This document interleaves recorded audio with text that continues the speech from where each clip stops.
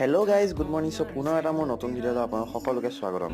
চ' আজি এতিয়া মই গৈ আছোঁ দোকানলৈ। চ' মেইন কেছটো হ'ল কি দোকানলৈ গৈ থাকোঁতে নবীন দাৰ দোকানত সোমাই পেলাই মই ফটককৈ এটা লেমিনেশ্যনৰ পেপাৰ লৈ ল'লোঁ। তাৰপিছত এতিয়া আহি গ'লোঁ দোকানত আৰু দোকান গৈ পাই দিনটোলৈ কৰ্মযুদ্ধ ষ্টাৰ্ট হৈ গ'ল আৰু কাম কৰি থাকোঁতে বৰকৈ ডিঙিটো শুকাই অহা দেখি হাততে পানী বটলটো লৈ আহিলোঁ পানীৰ বটল আৰু পানী চানী খাই লৈ এতিয়া আকৌ লাগি গ'লোঁ কামত। মানে আজিও দোকানত বহুত সামাৰ্থৰ কামৰ ভিৰ।